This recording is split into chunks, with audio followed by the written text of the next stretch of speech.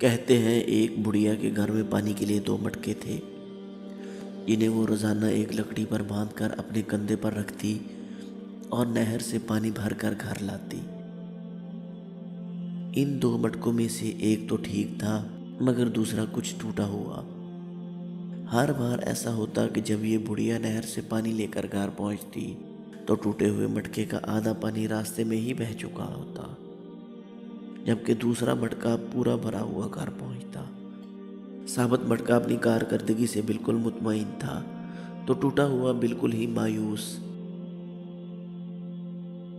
حتیٰ کہ وہ تو اپنی ذات سے بھی نفرت کرنے لگا تھا کہ آخر کیوں کر وہ اپنے فرائض کو اس انداز میں پورا نہیں کر پاتا جس کی اس سے توقع کی جاتی ہے۔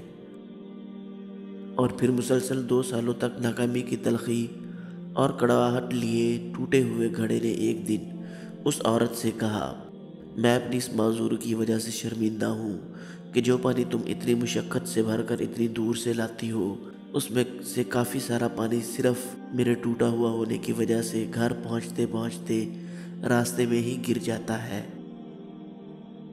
گھڑے کی یہ بات سن کر بڑھیا ہنس دی اور کہا، کیا تم ان سالوں میں یہ نہیں دیکھا کہ میں جس طرف سے تم کو اٹھا کر لاتی ہوں ادھر تو پھولوں کے پودے ہی پودے لگے ہوئے ہیں، جبکہ دوسری طرف کچھ بھی نہیں اگا ہوا۔ مجھے اس پانی کا پورا پتہ ہے جو تمہارے ٹوٹا ہوا ہونے کی وجہ سے گرتا ہے، اور اسی لیے تو میں نے نہر سے لے کر اپنے گھر تک کے راستے میں پھولوں کے بیج بو دیے تھے،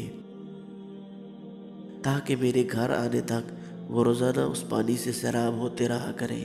ان 2 سالوں میں میں نے کئی بار ان پھولوں سے خوبصورت گلدستے بنا کر اپنے گھر کو سجایا اور مہکایا۔ اگر تم میرے پاس نہ ہوتے تو میں اس بہار کو دیکھ ہی نہ پاتی جو تمہارے دم سے مجھے نظر آتی ہے۔ یاد رکھیے، ہم سے ہر شخص میں کوئی نہ کوئی خامی ہے، لیکن ہماری یہی خامیاں، معذوریاں اور ایسا ٹوٹا ہوا ہونا ایک دوسرے کے لیے عجیب اور پر تاثیر قسم کے تعلقات بناتا ہے۔